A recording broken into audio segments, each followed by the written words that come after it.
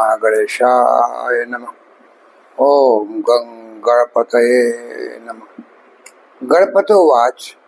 Astrology से मैं professor A.K. Choubey अपने सभी मित्रों का अपने YouTube चैनल पर हार्दिक स्वागत और अभिनंदन करता हूँ। मित्रों, आभार। मैं हाजिर हुआ आपसे आज फिर देखिए बहुत ही विशेष वार्ता करने के लिए।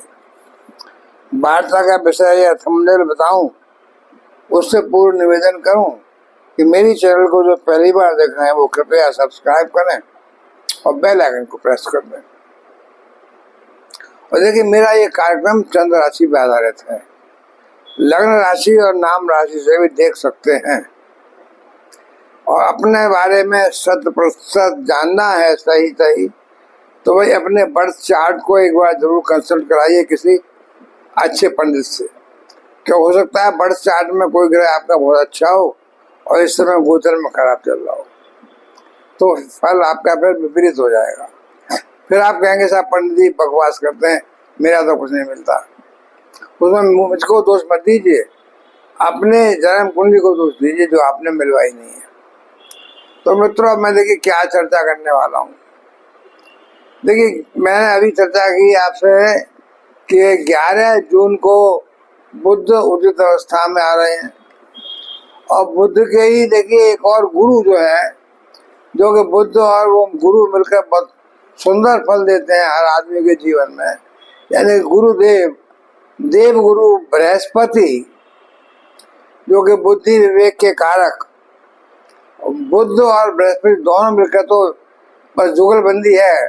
वो तो युवराज है, वो गुरु हैं, तो सब तरह से बुद्धि विवेक ज्ञान सबके कारक, व्यापार के कारक, प्रेम प्रसंगों के कारक बृहस्पति, संतान के विवाह के कारक। वो बृहस्पति 12 तारीख को यानी 12 जून 2025, 11 जून 2025 को तो मैंने बताया कि बुध जो है आपके उदित अवस्था में आ रहे हैं और 12 जून 2025 को 7 यानी शाम को 7:37 पर देव गुरु बृहस्पति अस्त हो रहे हैं। अस्त का मतलब सूर्य के अति निकट आ जाना। इससे पहले बुध अस्त से बुध निकट थे। अब बुध का तो थोड़ा सा डिग्री वाइज फासला हो गया।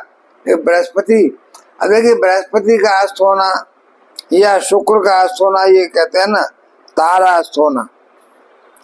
तारा जो अस्त होता है ना, उस तारा अस्त होने में फिर कोई शुभ काम नहीं होता, ना शादी, न विवाह, न मकान, न कोई मकान का काम, न कोई काम, कुछ भी नहीं होता है। तो ये सब जो है बढ़िया यानी जो काम होते हैं धार्मिक या और कोई जो काम है वो सब रुक जाते हैं जब तारा अस्त होता है। चाहे तो वो बृहस्पति की वजह से हो, गुरु की वजह से तारा अस्त, चाहे वो शुक्र की तारा अस्त हो। तो तारा अस्त होना जो है शुभता को रोक देता है, यानी शुभ काम को नहीं होने देता है। तो अशुभ काम कौन करेगा? इसलिए अब ये टाइम जो है, गुरु मैंने जैसे बताया, गुरु ग्रह आपके देखिए देव गुरु, इन्हें ज्योतिष के अंदर बहुत उच्च मान्यता प्राप्त है। तो देव गुरु की दृष्टियों में अमृत रस बरसता है। कहते हैं जहाँ जहाँ देव गुरु बृहस्पति की दृष्टि पड़ती है, 5वीं 7वीं 9वीं, उन दृष्टियों में अमृत होता है। और जहाँ बैठते हैं शनि के भाव में अगर, तो फिर वो उन भाव को कम करते हैं। ऐसे शनि बृहस्पति के भाव में बैठते हैं तो शनि भी कमी करते हैं। तो अब ये जो बृहस्पति हैं गुरुदेव 2025 को 12 जून को अस्त हो गए। अस्त होने का मतलब मैंने पहले बताया कि अब यानी इनका जो है सूर्य की वजह से प्रभावहीन हो गए हैं और इनके विकरण, इनकी किरणें, इनके आशीर्वाद अब नहीं आ पाएगा, क्योंकि सूर्य ने ढक लिया उसको। सूर्य के तेज ने बृहस्पति का तेज ढक लिया, कवर कर लिया, तो उसको तारा अस्त बोलते हैं। तो अब ये बृहस्पति 2025 में देव गुरु बृहस्पति, जैसे मैंने बताया, जून के महीने में 12 जून को अस्त हो गए और ये करीब 27 दिन तक अस्त रहेंगे और 9 जुलाई को उच्च अवस्था में आएंगे। तो 12 जून से 9 जुलाई तक देव गुरु अस्त हो गए तो सारे शुभ कार्य बंद हो गए। कोई शादी ब्याह और मकान दुकान का मुहूर्त ऐसे सारे काम जो शुभ होते हैं वो अब नहीं होंगे ऐसे में। तो लेकिन देखिए अब इस दौरान देव गुरु 14 मई से देखिए आ चुके हैं मिथुन राशि में। बुध की राशि है, यहाँ देवगुरु अच्छा फल देते थे और देवगुरु अत्याचारी भी हो गए, तेज तेज चल रहे हैं, अस्त हो गए। तो कुछ राशियों को देखिए शायद अच्छा फल दें, कुछ राशियों को थोड़ा मध्यम फल दें, कुछ राशियों को ज्यादा अच्छा फल न दें। तो वही चर्चा करने के देवगुरु बहुत इम्पोर्टेंट है आपकी कुंडली में। तो देवगुरु बृहस्पति हर मैं देखता हूँ विभिन्न राशियों के लिए क्या पोजीशन है, यानी मेष से लेकर मीन तक, या देखूंगा मैं जो खास खास राशियां जिनको के ज्यादा फायदा या ज्यादा नुकसान हो रहा है उनकी चर्चा करता हूँ। यानी बृहस्पति के अस्त होने से देखिए ये अनुकूल अवस्था नहीं है वैदिक ज्योतिषी में, क्योंकि इस दौरान सभी शुभ कार्यों को मनाही कर दी जाती है। न शादी विवाह होगा, संतान का नाम वाम नहीं रखा जाएगा, दुकान का मकान का मुहूर्त नहीं होगा। तो बृहस्पति सभी देखिए शुभ कार्यों में पूजा जाता है उनको, देवगुरु को। तो अब इस समय जो है शुभ कार्यों पर रोक लग जाएगी। तो देखिए मिथुन राशि में बृहस्पति जो बैठे हुए हैं तो विशेष रूप से प्रभावशाली होंगे, कि बुध की राशि है और यहाँ देखिए यहाँ से जो उनकी दृष्टियां पड़ रही हैं देवगुरु बृहस्पति की मिथुन राशि में बैठे हैं। तो मिथुन राशि से देखिए कहाँ कहाँ दृष्टियां पड़ती हैं। यानी अगर मैं मेष राशि कंसिडर करूं तो मेष राशि के तीसरे भाव में अगर 1 2 3 4 5 पांचवी दृष्टि पड़ेगी तुला राव पर मेष राशि के लिए 7वें भाव में। 6 7 7वीं दृष्टि पड़ेगी धनु राशि पर भाग्य भाव में। 8 9 और 9वीं दृष्टि पड़ेगी लाभ भाव में शनि की कुंभ राशि पर जा राहु बैठे हुए हैं। तो ये जो दृष्टियां उनका जब उचित अवस्था में होते तो अमृत रस बरसाती और आपको देखिए दाम्पत्य जीवन और सबसे आपके भाग्य से आपके विदेश आपके लाभ भाव से सब लाभ ही लाभ देती। तो अब मैं मेष राशि के लिए मिथुन राशि में बैठे हुए बृहस्पति देखिए बहुत विशेष रूप से बहुत अच्छे प्रभावशाली हैं, क्योंकि इनकी दृष्टियां बड़ी अच्छी पड़ रही हैं और इस दृष्टियों में अमृत रस बरसता है आशीर्वाद स्वरूप। तो अमृत मिलना आपको तो बहुत ही अमृतत्व की बात होगी। तो अब देखिए इस लोगों के जीवन पर विभिन्न प्रकार से शुभ अशुभ प्रभाव पड़ सकते हैं। बृहस्पति महाराज का ये जो शुभ ग्रह है, तो अब देखिए मेष राशि के लिए मैं बताता हूँ सबसे पहले कि मेष राशि देखिए देवगुरु का भाग्य स्थान एंड 9वां भाव बहुत इंपॉर्टेंट है।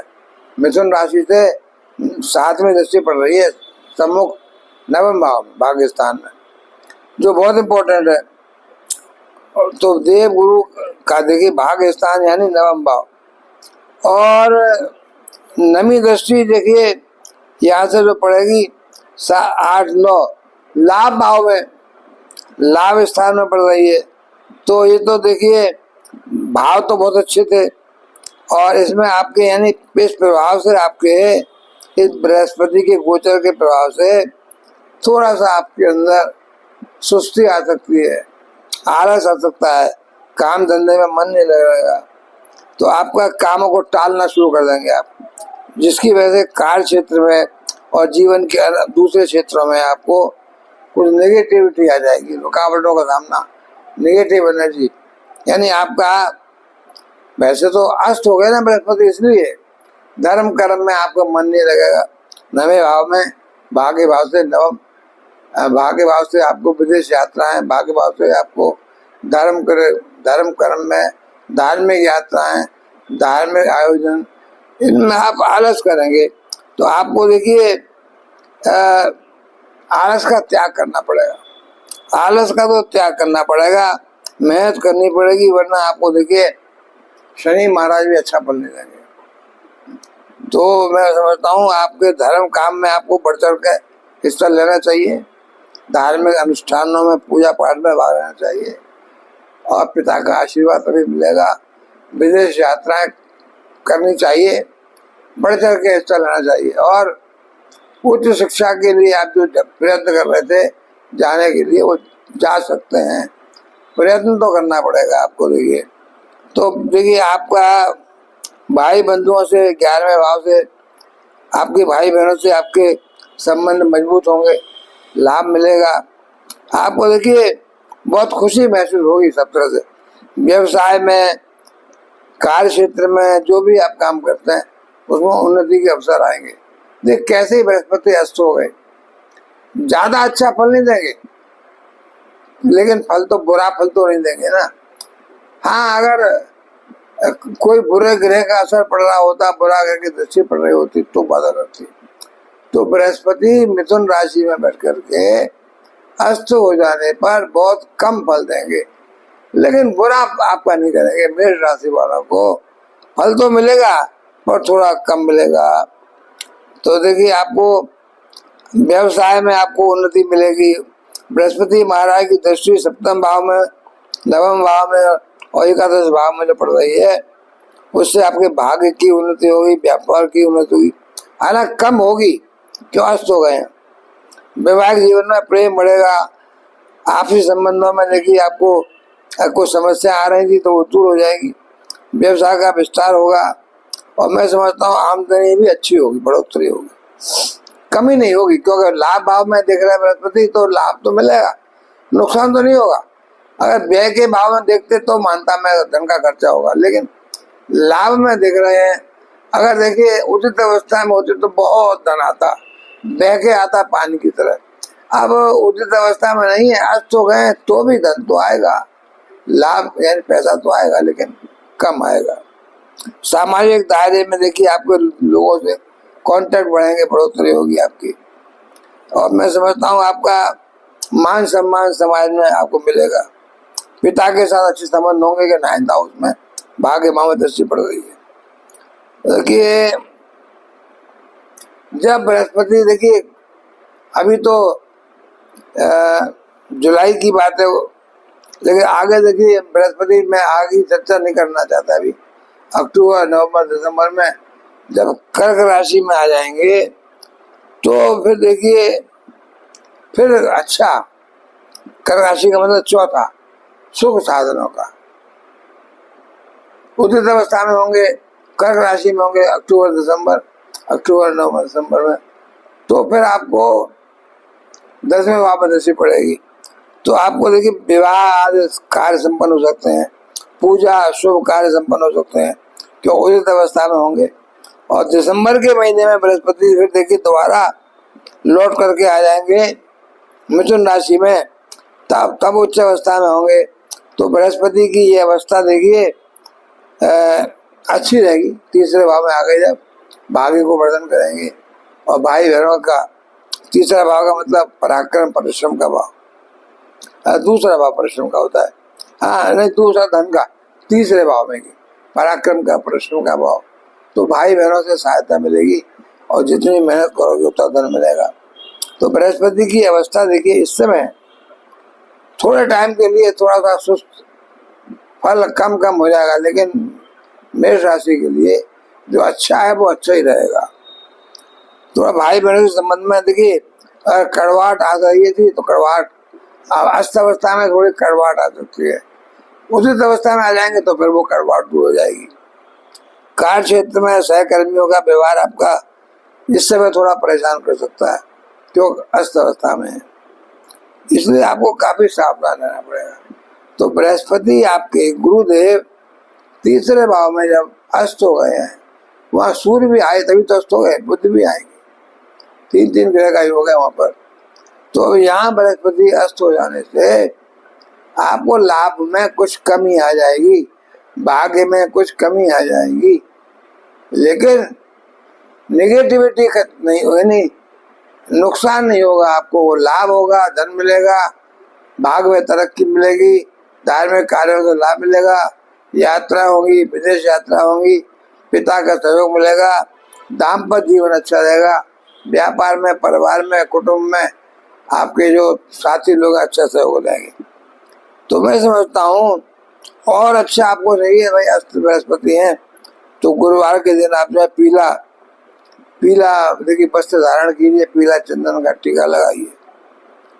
और आप देखिए अगर आपने ऑलरेडी पुखराज या पीले रंग की अंगूठी पहन रखी है, यानी पुखराज अथवा पीले रंग का नग होता है, सुनहला बोलते हैं इसको, पहन रखी है तो अच्छी बात है, नहीं पहनी है तो पहन लीजिए, लाभ दीजिए। इस तरह मैं समझता हूँ मेष राशि के लिए ये जो आपका अस्त होना अच्छा है, इसको मैं नेगेटिव नहीं कहूँगा, इसको मैं अच्छा ही कहूँगा। तो मेष राशि के लिए आमदनी अच्छी है, भाईचारा अच्छा है और दाम्पत्य जीवन अच्छा है, व्यापार अच्छा है, विदेश यात्रा अच्छी है, सब है, लेकिन थोड़ा कम है। अब देखिए दूसरी राशि आगे बढ़ता हूं मैं, वो है देखिए वृषभ राशि। वृषभ राशि नंबर 2 राशि शुक्र की राशि। वृषभ राशि के जातकों के लिए गुरुदेव का अष्टम भाव और एकादश भाव का स्वामी होते हैं, क्योंकि एकादश भाव में मीन राशि है, अष्टम भाव में धनु राशि है। तो और मिथुन राशि कहाँ है? मिथुन राशि आ गई आपके धन भाव में, दूसरे भाव में। यहाँ बृहस्पति बैठे हैं और यहाँ आकर के वो अस्त हो गए, सूर्य भी साथ में है और बुद्धि भी साथ में है, दूसरे भाव में। तो बृहस्पति का ये गोचर आपकी वाणी में थोड़ा गंभीरता लाएगा, क्यों वाणी का भाव है। और देखिए आपको लोग आपकी बातों को ध्यान से सुनेंगे, आपकी बातों में वजन होगा और आपको जो आप कहेंगे उसको सुनेंगे, ध्यान देंगे उस पर।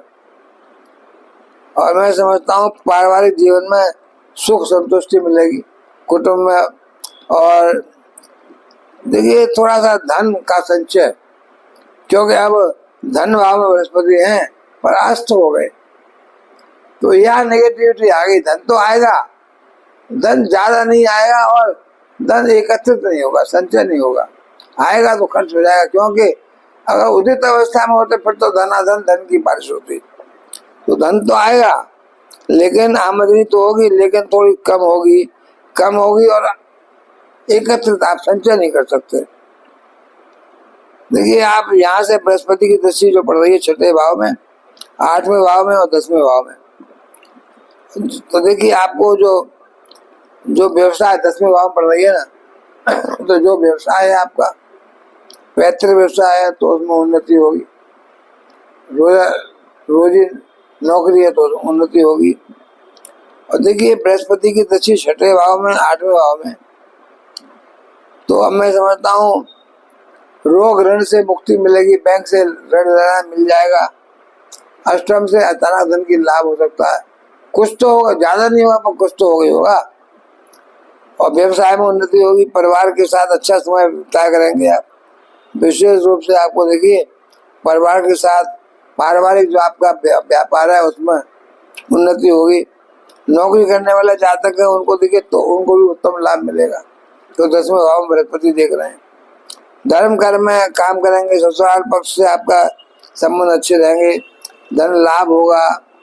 और देखिए 6ठे भाव से विरोधी आपका कुछ बिगाड़ नहीं सकते, शत्रु हंता, और आपको कोर्ट कचहरी के केस में सफलता मिलेगी, कोई कंपटीशन में टेस्ट में बैठ रहा है सफलता मिलेगी। तो आप देखिए अब ये तो अस्त की बात कर रहा हूँ, मैं सारी बातें करता हूँ। जैसे बृहस्पति महाराज जब कर्क राशि में जाएंगे तो आपके 3रे भाव में आ जाएंगे, तो फिर धार्मिक यात्राओं के योग बनेंगे और परिवार के सदस्यों का सहयोग मिलेगा, क्यों 3रा भाव यात्रा का भाव है और 9वें पर दृष्टि पड़ती है, 9वां भी यात्रा का भाव है। तो मैं समझता हूँ जब अक्टूबर दिसंबर में उद्यत अवस्था में आएंगे तो अच्छा लाभ देंगे, और फिर बाद में मिथुन में आ जाएंगे दिसंबर में, उद्यत अवस्था में होंगे तो अच्छा फल देंगे, क्योंकि धन भाव में है ना बृहस्पति, धन भाव में, तब तो अच्छा फल देंगे। तो वाणी अच्छी रहेगी और कुटुंब के लोग खुश रहेंगे, सफलता मिलेगी। परिवार में आपको, व्यापार में, परिवार में आपका अच्छा, देखिए बातचीत व्यवहार अच्छा रहेगा। और मैं समझता हूँ विवाह संबंध भी अगर आपका नहीं हुआ, विवाह हो सकता है। ये आपके परिवार में किसी का विवाह हो सकता है जब तारा उदित हो जाएगा। तब आप भी देखिए बृहस्पति के उपाय करिए तो लाभ मिलेगा। गाय को पीला, मतलब पीला पीला करके, कोई पीला अन्न, आटे को पीला करके खिलाइए, पीले वस्त्र पहनिए, लाभ मिलेगा। तो मैं समझता हूँ वृषभ राशि को भी अच्छा है, मेष राशि के लिए भी और वृषभ राशि के लिए भी, क्यों भाव अच्छे हैं। अब मैं चलता हूँ मिथुन राशि खुद। तो मिथुन राशि के लिए देवगुरु सप्तम भाव और दसम भाव के स्वामी है। और मिथुन राशि कहाँ है? गुरु का गोचर पहले भाव में, लग्न में हो गया। तो लग्न में देखिए विशेष प्रभावशाली रहेंगे, क्यों आपकी राशि में गोचर कर रहा है, आपके शरीर पे गोचर कर रहा है। तो यहाँ उपस्थित देवगुरु, देखिए यहाँ से दृष्टि जो पड़ेगी पंचम भाव पे, सप्तम भाव पे और नवम भाव पे, यानी संतान का अच्छा लाभ मिलेगा। संतान से संबंधित जो भी काम है सब अच्छे रहेंगे और संतान की प्राप्ति का योग बनता है। अच्छा, विद्या अर्जन कर रहे हैं आप तो उसमें सफलता मिलेगी। शिक्षा के क्षेत्र में मनचाहे परिणाम मिलेंगे, आपका मन पढ़ाई लिखाई में होगा। और देखिए विवाह जातकों के लिए वैवाहिक जीवन की समस्याएं दूर हो जाएंगी। संतान नहीं है, संतान की प्राप्ति हो सकती है। जीवन का सुख मिलेगा, वैवाहिक जीवन का आनंद रहेगा। मैं समझता हूँ व्यापार में उत्तम उन्नति होगी। और देखिए समाज में जो आपके जो जानने वाले लोग हैं, पद प्रतिष्ठा मान सम्मान मिलेगा, आपका इज्जत मिलेगी आपको। और मैं समझता हूँ व्यापार में अच्छा लाभ मिलेगा, क्यों 5वां 7वां 9वां भाव पर दृष्टि पड़ रही है।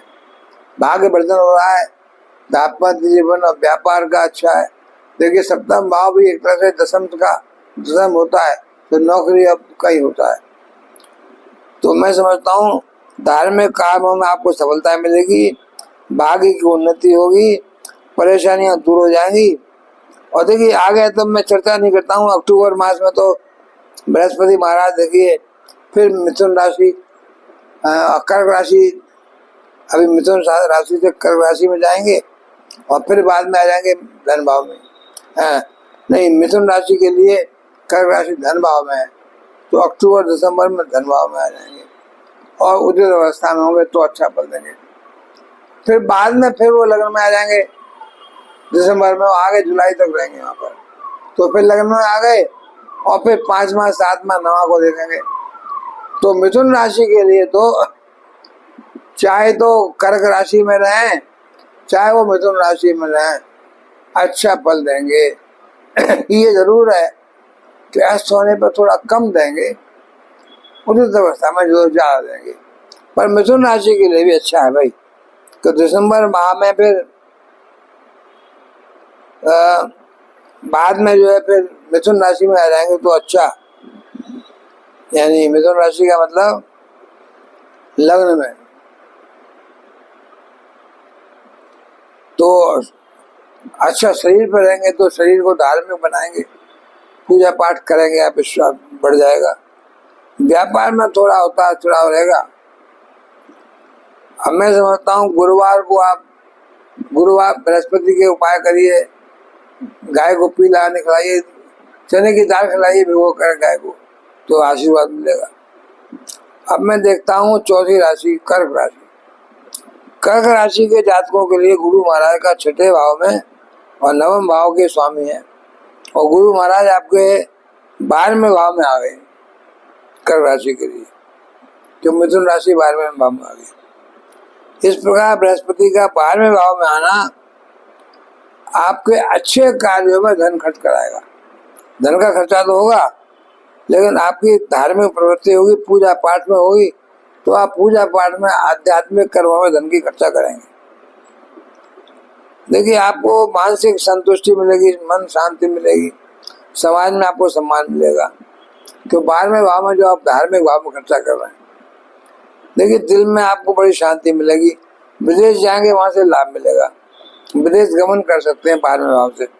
इस दौरान आपको देखिए स्वास्थ्य का थोड़ा ध्यान देना चाहिए, फैटी भोजन कम करना चाहिए, पेट उधर विकार से सावधान रहना चाहिए, बाहर का खाना कम खाना चाहिए, अपना घर का खाना खाइए, कम कम मिर्च मसाले का। बृहस्पति महाराज की दृष्टि जो है आपके चौथे भाव में, छठे भाव में और 8वें भाव में पड़ रही है, तो देखिए तो खर्चा तो होगा, परिवार के सुख साधनों की बढ़ोतरी होगी चौथे भाव से। परिवार में देखिए गाड़ी बंगला जमीन जायदाद लेना चाहते तो आप ले सकते हैं, घरेलू सामान जिससे आपको प्रसन्नता मिलती हो वो आप सब ले सकते हैं।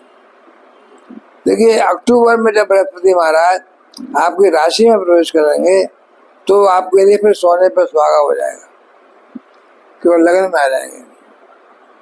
आपको देखिए उत्तम शिक्षा, उत्तम धन, संतान, वैवाहिक जीवन में सफलता, व्यापार में सफलता, सभी अच्छे परिणाम मिलेंगे। आपको भाग्य अच्छा है, राजयोग आपका है। देखिए दिसंबर में जब बृहस्पति फिर आ जाएंगे आपके मिथुन राशि में ही 12वें भाव में, तो अब फिर देखिए थोड़ा और छठे पर दृष्टि पड़ेगी, थोड़ी स्वास्थ्य की समस्याएं आ सकती हैं और फिर खर्चे बढ़ जाएंगे दिसंबर में। आगे फिर धन का हानि 12वें भाव से बृहस्पति खर्चा करते हैं और दवाइयों पर अस्पताल में खर्चा ज्यादा होता है, तो बीमारी भी आ सकती है और धन का खर्चा भी हो सकता है। आदि भगवान विष्णु के सहस्त्र नाम का जाप करिए, माता लक्ष्मी की उपासना करिए, बस बल्ले बल्ले है। अब मैं आता हूँ देखिए सिंह राशि पर। सिंह राशि के जातकों के लिए गुरु बृहस्पति पंचम भाव और अष्टम भाव के स्वामी हैं। गुरु महाराज जून 2025 में देखिए आपकी राशि में कहाँ, एकादश भाव में, 11वें भाव में अस्त हो गए, तो ये आपके देखिए सफलता तो दिलाएंगे, आर्थिक चुनौतियां समाप्त हो जाएंगी और धन की प्राप्ति होगी और आपके देखिए आमदनी अच्छी होगी, क्योंकि सिंह राशि वालों के लिए बृहस्पति लाभ भाव में है। अस्त हुए तो क्या हुआ, कम आएगा धन, लेकिन धन तो आएगा ही आएगा। तो मैं समझता हूँ आपकी सब समस्याएं, आर्थिक समस्याएं दूर होंगी, आमदनी अच्छी होगी, बहुत अच्छी नहीं होगी पर फिर भी अच्छी होगी। यहाँ देखिए बृहस्पति महाराज की दृष्टि आपके तीसरे भाव में, 5वें भाव में और 7वें भाव में, तो अविवाहित व्यक्तियों का, जातकों का विवाह हो सकता है, प्रेम संबंधों में प्रगाढ़ता आ सकती है, संतान की प्राप्ति हो सकती है। और देखिए संतान की प्राप्ति अगर हो रही है तो संतान बड़ी है, आपको शिक्षा की प्राप्ति हो सकती है, शिक्षा उत्तम देगी, शिक्षा में सफलता मिलेगी। तो देखिए गुप्त धन का आगमन हो सकता है 8वें भाव से, बहन भाइयों से अच्छा सपोर्ट मिल सकती है, संबंध अच्छे रहेंगे। तो आप देखिए अक्टूबर में जब बृहस्पति महाराज 12वें भाव में कर्क राशि में गोचर कराएंगे और दिसंबर तक, तब तो देखिए कर्क राशि में आएंगे, तो फिर कर्क राशि का मतलब होता है सिंह राशि के लिए 12वां भाव, तो थोड़ा खर्चा बढ़ जाएगा, 12वें भाव से खर्चा होता है। तो दिसंबर में देखिए धन की फिर जब देखिए फिर बाद में दिसंबर में लौट के फिर आ जाएंगे मिथुन राशि में, तो फिर 11वें भाव में।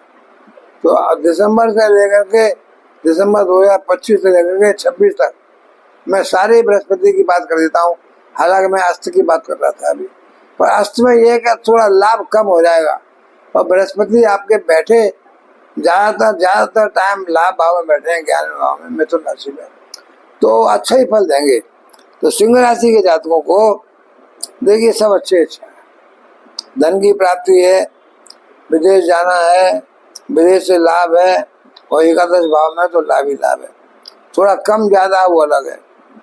देखिए गुरुवार के दिन आप मस्तक पर पीला चंदन लगाइए, केसर का तड़का लगाइए, पीला चंदन लगाइए, माथे पर पीला वस्त्र पहनिए, तो अच्छा लाभ मिलेगा।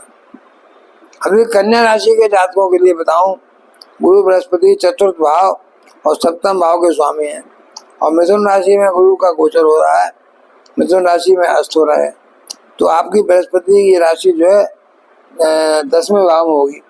कन्या राशि के लिए 10वें भाव में होगी मिथुन राशि, तो आप देखिए कुछ समस्याओं का सामना करना पड़ेगा। अस्त अवस्था में जो है कार्य क्षेत्र में आपको कुछ समस्याएं आ सकती हैं। बॉस आपसे नाराज हो सकते हैं, आपके पार्टनर्स, आपके सहयोगी, आपके कोवर्कर आपसे प्रसन्न नहीं रह सकते हैं, आपकी शिकायतें कर सकते हैं, तो आपको प्रताड़ना दंड मिल सकता है। तो कार्य क्षेत्र में आपकी कुछ समस्याएं आएंगी, आपके कुछ कार्य अटक सकते हैं। आपको देखिए बड़ी मेहनत और ध्यानपूर्वक कार्य करना पड़ेगा जिम्मेदारियों को निभाते हुए। जिस समय आपकी जिम्मेदारी बढ़ जाएंगी तो आपको देखिए बृहस्पति महाराज आपके दूसरे भाव में, चौथे भाव में और छठे भाव में देख रहे हैं। तो दूसरा भाव धन का होता है, तो धन संचय करने के लिए आपके प्रयास सफल होंगे, धन का आप संचय कर सकते हैं। देखिए परिवार के संबंध भी मधुर होंगे दूसरे भाव से, और देखिए आपका कोई लड़ाई झगड़ा आपस में नहीं होगा, माता पिता का स्वास्थ्य अच्छा रहेगा, परिवार के लोगों में आपसी प्रेम रहेगा, स्नेह रहेगा, विरोधी पक्ष से आपको कोई समस्या नहीं दे सकते। बृहस्पति महाराज आपके 11वें भाव में देखिए जब प्रवेश करेंगे कन्या राशि के लिए, 11वें भाव मतलब यानी कर्क राशि होगी 11वें भाव में। अभी तो अस्त अवस्था में तो मिथुन राशि में है, पर आगे की चर्चा मैं अलग करूंगा थोड़ी बहुत 11वें भाव में या बाद में जो है।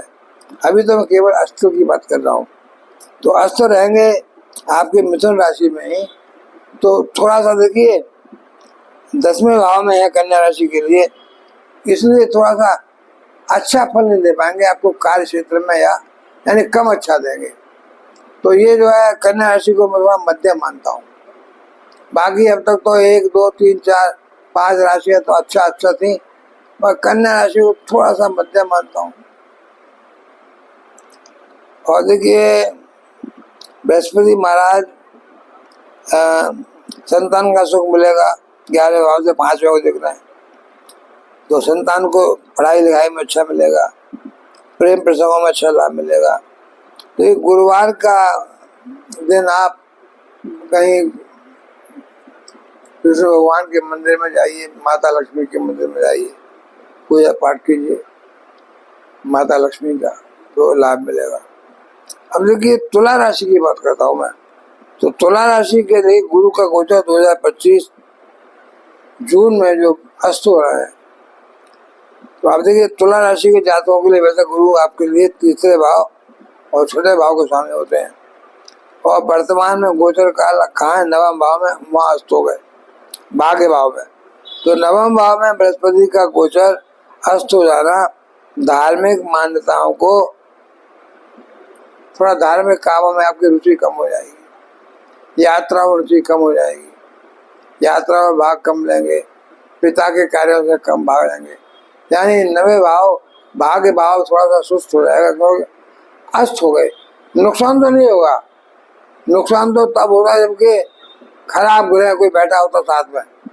तो बृहस्पति जो है अस्त हो जाने से उतना अच्छा भाग्य में लाभ नहीं देंगे, सफलता तो मिलेगी पर कम मिलेगी, धन आएगा, भाग्य वर्धन होगा पर कम होगा। लेकिन जितना ज्यादा आप प्रयास करेंगे, मेहनत करेंगे, क्योंकि 9वें भाव से दृष्टि पड़ रही है तीसरे भाव पर, पराक्रम परिश्रम का, जितना परिश्रम करेंगे उतना ही लाभ अर्जित तो करेंगे। तृतीय भाव से देखिए आपके, और देखिए तुला राशि के लिए बृहस्पति जो है 9वें में बैठे हुए हैं, और 1 2 3 4 5 1 2 3 4 5 तुला राशि को देख रहे हैं कहाँ पर, लगन पर 6 7, धनु राशि को देख रहे हैं तीसरे भाव में 8 9, और कुंभ राशि को यानी राहु को देख रहे हैं पंचम भाव में। तो ये जो दृष्टियां हैं बृहस्पति की, जो अमृत रस बरसाती हैं, वो संतान को लाभ देंगी, आपको मेहनत कराएंगी, परिश्रम से तो लाभ मिलेगा। और देखिए आपके तुला राशि लगन पर देखेंगे तो लगन का शरीर आपका धार्मिक विचारधारा, शरीर बहुत एक्टिव, लेकिन चूंकि अस्त अवस्था में बृहस्पति हैं तो उसको कम कम कर दीजिए, कम लाभ, कम धार्मिक विचारधारा, ज़्यादा आपको आनंद नहीं आएगा धार्मिक क्रिया में भाग लेने में। तो वो थोड़ा सा नेगेटिविटी आ जाएगी, मतलब आपको कि आपके बृहस्पति अस्त हो गए तो जहाँ जहाँ दृष्टियाँ तो पड़ रही हैं उन सब में थोड़ी कमी आ जाएगी हर चीज़ में। बुरा तो नहीं है, लेकिन तुला राशि के लिए बृहस्पति का देखिए धनु राशि में दृष्टि 7वीं और 8वीं 9वीं और राहु की दृष्टि 5वें भाव पर। तो बृहस्पति की दृष्टियों में अमृत बरसता है, लेकिन अस्त हो गए हैं तो वो दृष्टियाँ भी वीक हो जाएंगी। तो आपको यहाँ से 1 2 3 4 5 सप्तम के यानी शरीर पर जो बृहस्पति की दृष्टि पड़ रही है वो आपका शरीर एक्टिव कम होगा, धार्मिक विचारधारा आपकी डाउन हो जाएंगी, कम हो जाएंगी, मन ही नहीं लगेगा आपका, भगवान की पूजा पाठ में आपको मन नहीं लगेगा। लेकिन लाभ लेना है भाई तो मन तो लगाना पड़ेगा, भगवान का नाम भी लेना पड़ेगा, पूजा पाठ भी करना पड़ेगा, तो लाभ तो मिलेगा पर कम मिलेगा। और बृहस्पतिवार का थोड़ा व्रत करिए, गाय को चने के जल खिलाइए, लाभ मिलेगा। अब मैं 8वीं राशि वृश्चिक राशि की बात करता हूँ। वृश्चिक राशि के जातकों के लिए वो बृहस्पति जो है 5वें भाव के स्वामी है, दूसरे भाव के स्वामी है। वृश्चिक राशि देखिए नंबर 8 होती है, तो धनु राशि आ गई दूसरे में और मीन राशि आ गई 5वें में। और बैठे कहाँ हैं बृहस्पति इस समय? अष्टम भाव में। तो अष्टम भाव में यानी वहां से दृष्टि पड़ रही है तीसरे भाव में। अष्टम भाव में होने से गोचर में देखिए ज्यादा अनुकूल नहीं है, लेकिन अब अस्त हो गए तो जो नेगेटिविटी या बुरी बात थी वो कम हो गई। वैसे बुरी बात यानी आपको धन की कमी, यानी चोट चपेट आपको या रुकावटें काम में आ रही थी, अब वो कम आएंगी क्योंकि अस्त हो गए बृहस्पति। तो जो सब में नेगेटिविटी आ गई, यानी कम बुरा कम बुरा कम बुरा, तो कम बुरा का मतलब अच्छा।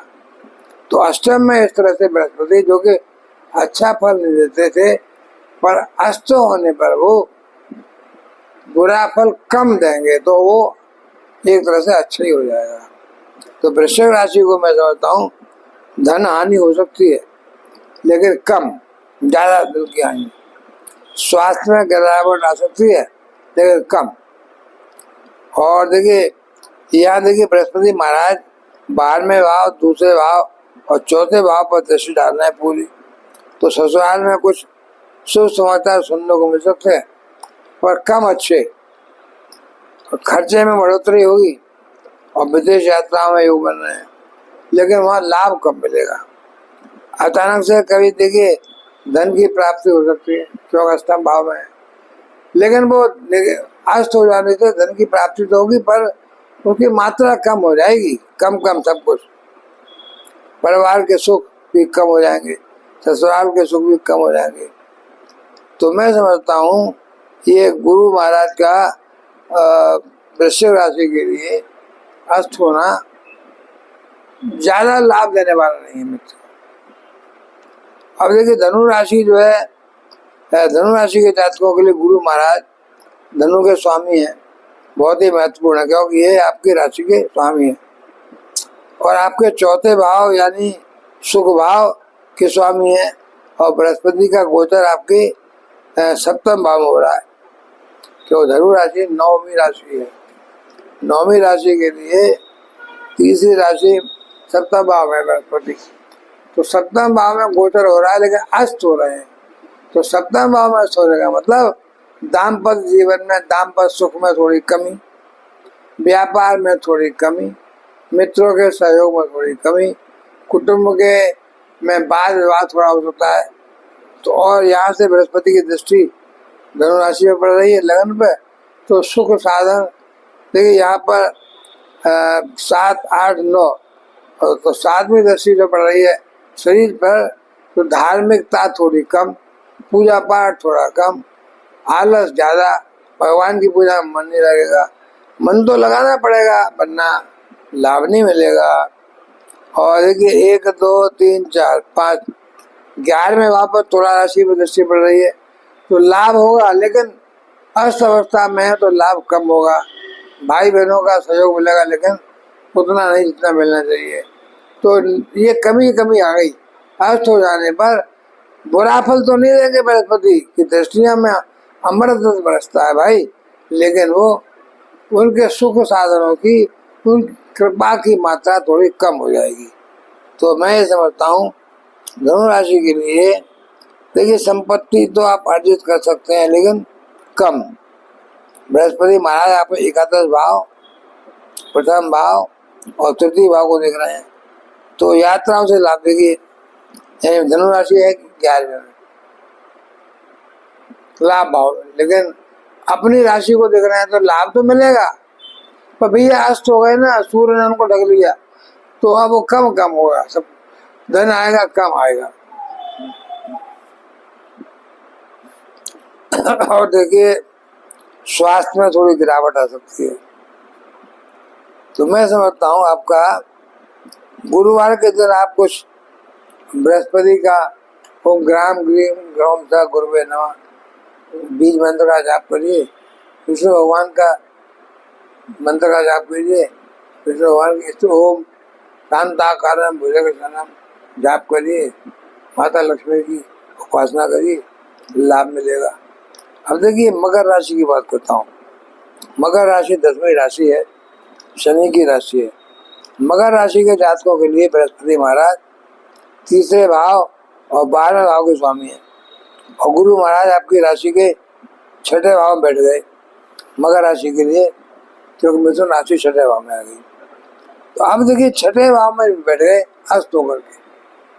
बैंक से आप लोन लेना चाहते थे, नहीं मिलेगा, यह देर हो जाएगी। परीक्षाओं में सफलता एक पहली बार में नहीं मिलेगी। कोर्ट कचहरी में केस चल रहा है तो रुकावट आएगी, क्योंकि अस्त हो गए बृहस्पति। और यहाँ से बृहस्पति 1 2 3 4 5 तुला राशि को देख रहे हैं 10वें भाव में, तो रोजगार में, व्यापार में, काम धंधे में थोड़ी कमी, धन का आगमन थोड़ा कम। और देखिए 6 7 8 9 धन भाव को देख रहे हैं कुंभ राशि को शनि पर, तो धन भाव में शनि बैठे हुए हैं। शनि अपना फल देंगे अपने, नहीं राहु बैठे हुए हैं, राहु अपना फल देंगे कुंभ राशि का, लेकिन बृहस्पति राहु को नेगेटिव नहीं होने देंगे।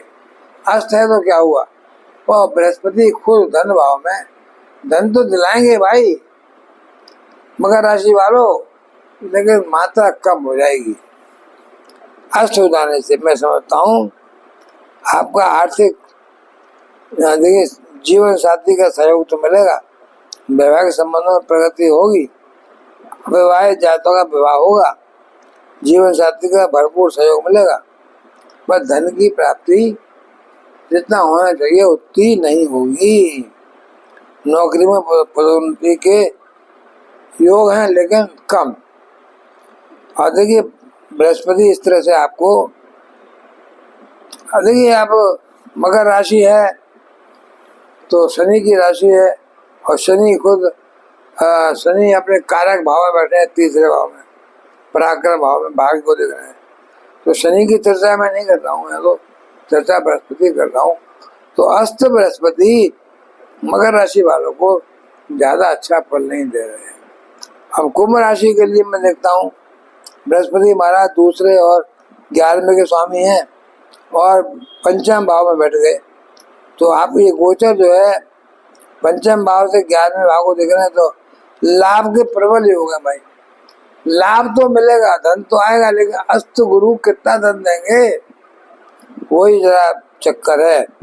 आर्थिक समृद्धि होगी लेकिन कितनी कम होगी, मतलब आमदनी में जबरदस्त इजाफा होता अगर उचित अवस्था में होते, तो अस्त में आ गए तो इजाफा ज्यादा नहीं होगा, धन तो आएगा पर कम आएगा। नौकरी में बदलाव चाहते हैं तो वो हो सकता है, अच्छी नौकरी मिल सकती है।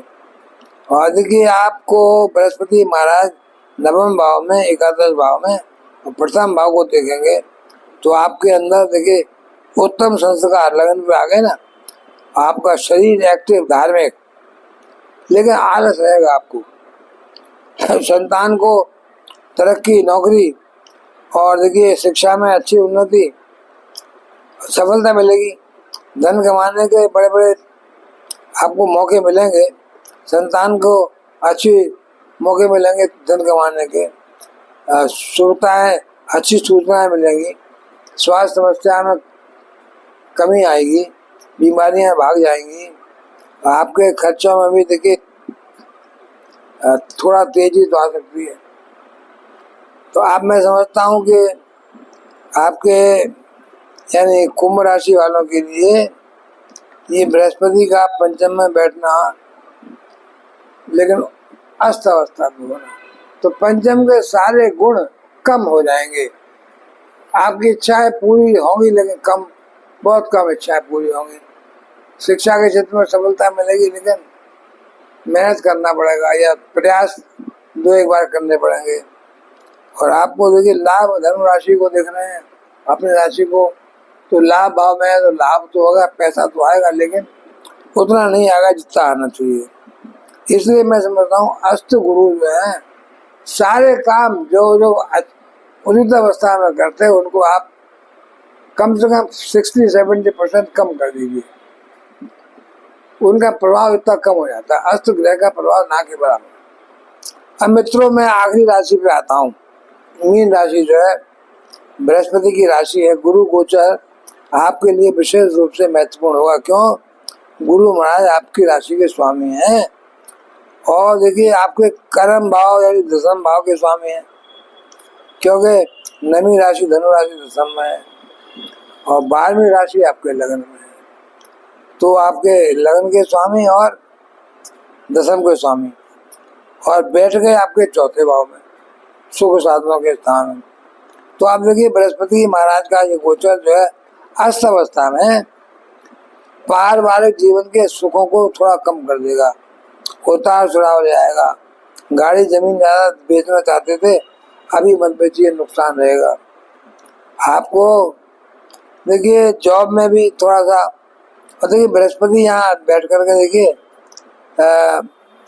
अष्टम भाव को देख रहे हैं, एक तो दशम भाव को देख रहे हैं। दशम भाव जॉब का है, आपकी धनु राशि पे है, तो अष्ट बृहस्पति की दृष्टि पड़ रही है, तो जॉब के क्षेत्र में तरक्की तो मिलेगी पर भाई प्रॉपर धन का लाभ नहीं होगा। आपके बॉस खुश तो रहेंगे लेकिन परसेंटेज वाइज कम खुश रहेंगे। तो अच्छे परिणाम देखिए मिलते अगर उस अवस्था में होते। अस्त अवस्था के बृहस्पति देखिए आपको ट्रांसफर करा सकते हैं, आप नेगेटिविटी आ गई आपको, और आपके काम के सिलसिले में आपको यात्रा करा सकते हैं, घर से दूर भेज सकते हैं, प्रेम संबंधों में सफलता मिल सकती है, विवाह प्रेम विवाह हो सकता है। क्योंकि देखिए यहाँ पर आपके बृहस्पति चौथे भाव में बैठे, तो सुख साधनों के लिए जिन जिन चीज़ों से सुख मिलता है आपको वो सब होंगे, लेकिन उनकी मात्रा कम कर दीजिए। अस्त अवस्था में है बृहस्पति, इसलिए कम लाभ हो रहा है। और देखिए मीन राशि लगन में है, तो लगन में आपके और बृहस्पति बैठे हैं चौथे भाव में, अच्छे बैठे हैं वैसे मिथुन राशि में चौथे भाव में, तो आपके देखिए शरीर को आप, मीन राशि है तो शरीर आपका एक्टिव, धार्मिक विचारधारा, और देखिए 10वें भाव पे भी बृहस्पति की राशि है, तो जॉब में जॉब संबंधी यात्राएं, और देखिए आपके अष्टम पर जो दृष्टि पड़ रही है वो अचानक धन का लाभ हो सकता है, लेकिन वो मात्रा कम होगी, पैतृक संपत्ति मिलते मिलते रुक जाएगी। तो मैं समझता हूँ मिथुन मीन राशि के लिए भी आप जो बृहस्पति के बीज मंत्र का जाप कीजिए, ओम ग्राम ग्रीम ग्रौम सा गुरवे नमः, और भगवान विष्णु का सहस्त्र नाम को जाप कीजिए, बृहस्पति को लाभ मिलेगा। तो मित्रों अस्त अवस्था के बृहस्पति इस तरह से आप देखिए उचित होते अवस्था में होते तो सारे फल दोगुणित हो जाते, ज्यादा हो जाते। अब अस्त हो गए हैं तो उनका प्रभाव कम हो गया है, प्रभावहीन तो नहीं होंगे, जीरो तो नहीं होंगे, लेकिन प्रभाव काफी कम होगा। तो वही जो प्रभाव हो, बृहस्पति का प्रभाव पड़ रहा था उचित अवस्था में हर ग्रह में अच्छा वो ऐसा ही रहेगा, लेकिन बहुत कम मात्रा में हो जाएगा।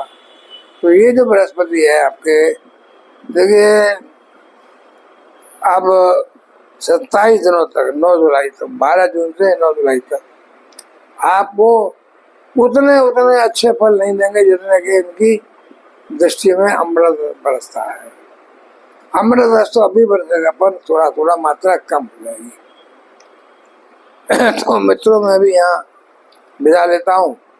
निवेदन ये है कि आप मेरे चैनल को जो पहली बार देख रहे हैं, सब्सक्राइब करें, बेल आइकन को प्रेस कर दें। मित्रों, नमस्कार।